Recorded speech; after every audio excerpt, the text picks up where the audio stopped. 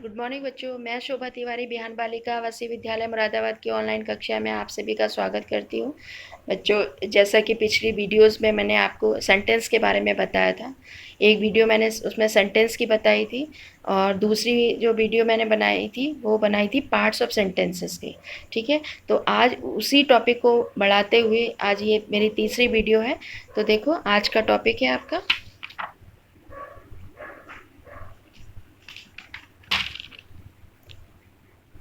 Types of sentences. तो आज हम इसके बारे में विस्तार से जानेंगे कि टाइप सेंटेंस के टाइप्स क्या होते हैं। टाइप्स बोलते हैं या फिर काइंड्स भी बोल सकते हैं इसको। काइंड्स ऑफ सेंटेंस, सेंटेंस कितने प्रकार के होते हैं। तो देखो बच्चों, इसमें आपके 4 तरीके के सेंटेंस हैं। आपका assertive sentence, imperative sentence, interrogative sentence और एक्सक्लेमेटिव सेंटेंस। ठीक है, तो आज हम इसी के बारे में विस्तार कि ये चारों जो सेंटेंस हैं वो कौन से सेंटेंस होते हैं, कैसे हम पहचानेंगे, उसकी पहचान क्या होती है असर्टिव सेंटेंस की अलग अलग सेंटेंसों की। ठीक है, तो देखो, सबसे पहले है आपका असर्टिव सेंटेंस। असर्टिव सेंटेंस, इसको असर्टिव सेंटेंस भी बोलते हैं, इसको हम डिक्लेरेटिव सेंटेंस भी बोलते हैं।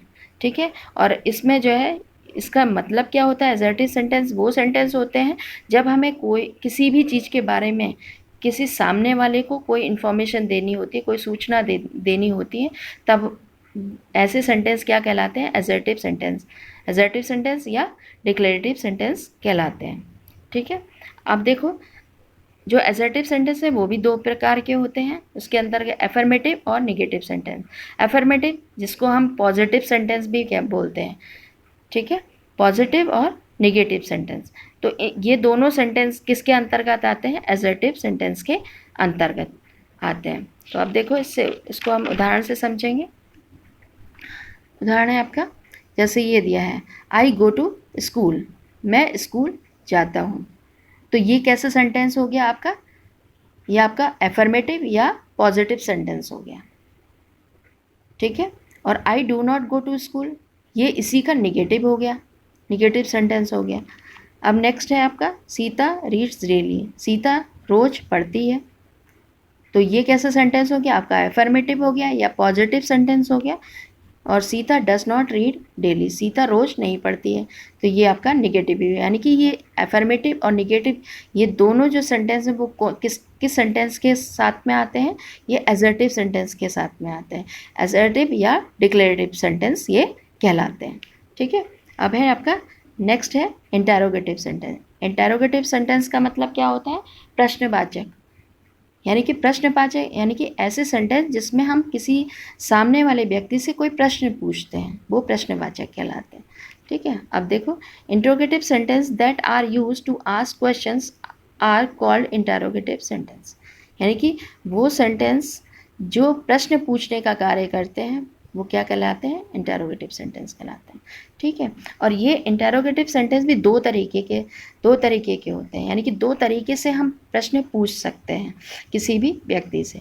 अब 2 तरीके के प्रश्न कैसे हो गया, यस और नो क्वेश्चंस, यानी कि ऐसे क्वेश्चंस जिसके उत्तर में हमें या तो यस कहना पड़ता है, केवल नो कहना पड़ता है। बस हम इतना कहेंगे यस या नो और आंसर हो जाएगा। और दूसरा जो होते हैं वो डब्ल्यू क्वेश्चंस वाले होते हैं, जिसमें हमें पूरा उसका उत्तर देना पड़ता है। तो यानी कि इसमें हमें यस और नो वाले में केवल इसका उत्तर जो है केवल यस और नो में देना पड़ता है। और इनके जो WH क्वेश्चन वाले होते हैं, इसका उत्तर हमें पूरे उत्तर के साथ में देना पड़ता है। तो देखो, जैसे ये है, इसके एग्जाम्पल देख लो। आर यू फाइन, क्या तुम अच्छे हो। जब हम आपसे पूछेंगे कि क्या तुम अच्छी हो, तो आप क्या कहोगे, यस या नो। बस इतना ही तो उत्तर देना है आपको। तो इसका मतलब ये किसकी कैटेगरी में आ गए, यस नो क्वेश्चंस वाले की कैटेगरी में आ गए। अब देखो, डिड यू रीड यस्टरडे, क्या कल तुमने पढ़ाई की। तो इसका उत्तर क्या करोगे, अगर आपने पढ़ा होगा तो आप कहोगे यस, और नहीं पढ़ा होगा तो आप कहोगे नो, हमें आंसर मिल जाएगा। लेकिन जो WH क्वेश्चंस वाले होते हैं उसमें हमें पूरा उत्तर देना पड़ता है। तो देखो, अब WH क्वेश्चंस का से मतलब क्या है, यहाँ पर जैसे जिन सेंटेंसों में what, when, why, when, where और whom, ये सेंटेंस क्या, ऐसे सेंटेंस क्या कहलाते हैं, WH क्वेश्चंस के बाद आते हैं। अब जैसे ये है, why are you not reading, तुम क्यों नहीं पढ़ रहे हो। जब हम आपसे पूछ रहे हैं कि तुम क्यों नहीं पढ़ रहे हो, तो आपका यस और नो से तो काम चलेगा नहीं, इसमें आपको पूरा उत्तर देना पड़ेगा, इसके रीज़न देना पड़ेगा कि क्यों नहीं पढ़ रहे हो। ठीक है बच्चों।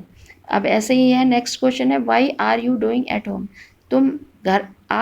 तुम या आप घर पर क्या कर रहे हो। तो आप पूरा बताओगे, इसका प्रॉपर तरीके से आंसर दोगे।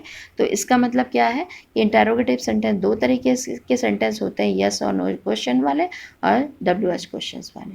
ठीक है बच्चों, और इन दोनों में जो है प्रश्न पूछा जाता है। और इसमें एक चीज़ और है, इंटरोगेटिव सेंटेंस में हमेशा जो है जो सेंटेंस होता है, सेंटेंस के अंत में क्वेश्चन मार्क लगा होता है। अभी तक जितने भी सेंटेंस थे एजर्टिव सेंटेंस थे, उस सेंटेंस के अंत में आपने फुल स्टॉप लगाया था। इम्परेटिव सेंटेंस के अंत में भी फुल स्टॉप लगेगा। ठीक है, अब देखो यहाँ पर ये फुल स्टॉप लगा हुआ है। ठीक है, लेकिन जो प्रश्न पूछने वाले हैं या इंटरोगेटिव सेंटेंस, उसमें क्या होगा कि आपका सेंटेंस के अंत में क्वेश्चन मार्क लगा होगा। क्वेश्चन मार्क लगा होगा, इसका मतलब उसमें प्रश्न पूछा गया, वो यानी कि ये उसकी पहचान हो गई कि ये इंटरोगेटिव सेंटेंस है। ठीक है बच्चों, अब देखो नेक्स्ट है आपका इम्परेटिव सेंटेंस। इम्परेटिव सेंटेंस, इसका मतलब क्या होता है कि आदेश सूचक वाक्य। आदेश सूचक वाक्य क्या क्या मतलब हुआ कि जब हम किसी सामने वाले व्यक्ति को आदेश देते हैं या इंस्ट्रक्शन देते हैं या उससे रिक्वेस्ट करते हैं या कोई उसे सलाह देते हैं, तो वो ऐसे सेंटेंस क्या कहलाते हैं, इम्परेटिव सेंटेंस कहलाते हैं। तो देखो, an imperative sentence give advice और इंस्ट्रक्शन और एक्सप्रेसेस अ रिक्वेस्ट और कमांड। यानी कि इम्परेटिव सेंटेंस वो सेंटेंस होते हैं उसमें हम सामने वाले व्यक्ति को या तो एडवाइस देते हैं या कमांड देते हैं या रिक्वेस्ट करते हैं।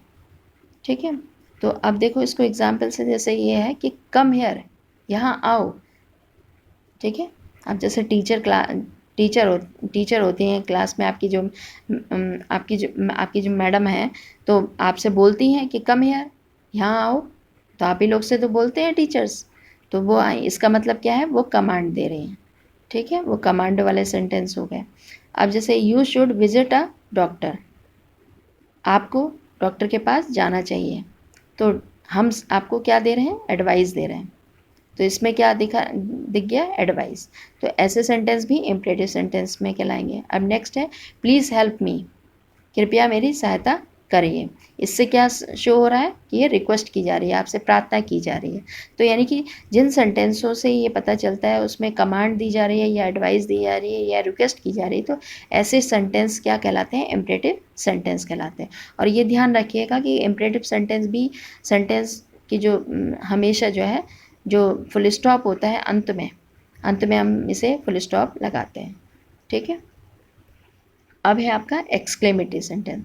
एक्सक्लेमेटरी सेंटेंस क्या होता है, विस्मयादि बोधक वाक्य। विस्मयादि बोधक वाक्य क्या होते हैं कि ऐसे सेंटेंस होते हैं जिसमें हमें कोई भी फीलिंग अचानक हम निकल जाती है। कोई भी फीलिंग मतलब अचानक ही जो भाव निकलते हैं, अचानक ही कोई फीलिंग, कोई ऐसा सीन देख के, जैसे कि मान लिया अगर आप जा रहे हो कहीं रास्ते में जा रहे हो, ठीक है, और अचानक गाड़ी से किसी का एक्सीडेंट हो जाएगा, तो आपके मुंह से अचानक ही कुछ भाव निकलेंगे। ठीक है, तो ऐसे भावों को हम क्या कहते हैं, एक्सक्लेमेटरी कहते हैं। और वो भाव जो है खुशी के भी भाव हो सकते हैं, किसी दुख के भी भाव हो सकते हैं, सरप्राइज़ के भी, ऐसी फीलिंग निकलती रहती है। डर के भी अलग अलग भाव होते हैं, क्रोध के भी निकलते हैं। तो ऐसे सेंटेंसों को हम क्या कहते हैं, एक्सक्लेमेटरी सेंटेंस कहते हैं। अब देखो, अब इसके एग्जाम्पल से समझेंगे। Hurray we have won the match. अब जैसे आप मैच जीत जाते हो, ठीक है, तो आपके मुंह से अचानक ही बच्चों के मुंह से क्या निकला, हुर्रे, हमने मैच जीत लिया। अब नेक्स्ट है देखो, wow what a beautiful place. जब आप बहुत ही अच्छा सा कोई दृश्य देखते हो, कोई अच्छी सी जगह में पहुंच जाते हो, जैसे आप दिल्ली गए थे और दिल्ली में जब आपने लाल किला देखा वहाँ पे, तो आपके मुंह से क्या निकला था, wow what a beautiful place, कितना कितना सुंदर स्थान है। ठीक है, तो यानी कि वाओ, वाओ से क्या मतलब पता चला कि आपके उससे जो है अचानक ही भाव निकले, आपके मुंह से अचानक ही भाव निकले। अब नेक्स्ट है ओह आई फॉरगेट टू आस्क, ओह मैं पूछना भूल गया।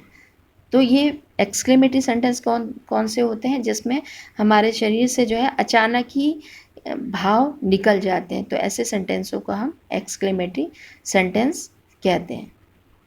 तो ठीक है, तो आज तो बच्चों ये है आपका। अब देखो, हमने पिछली वीडियो में आपको ये बताया था कि सेंटेंस लिखा कैसे जाता है, सेंटेंस की हमने पहचान बताई थी कि सेंटेंस को हम कैसे पहचानेंगे। तो इसमें देखो, हमने सबसे पहले ये बोला था कि जब सेंटेंस की शुरुआत करते हैं तो हमेशा कैपिटल से करते हैं। अब जितने भी हमने सेंटेंस लिखे हैं, हर एक सेंटेंस जो है कैपिटल से लिखा है। यह है कम हेयर, कम का सी बड़ा, ठीक है, लास्ट में फुल स्टॉप। यू का वाई बड़ा, अंत में फुल स्टॉप। प्लीज़ का पी बड़ा, ठीक है, और अंत में फुल स्टॉप। ऐसे ही आपके जो पिछले कराए मैंने आपको, जैसे आर यू फाइन, तो इसमें आर का ए बड़ा और लास्ट में क्वेश्चन मार्क लग गया, तो यानी कि ये सेंटेंस हो गया।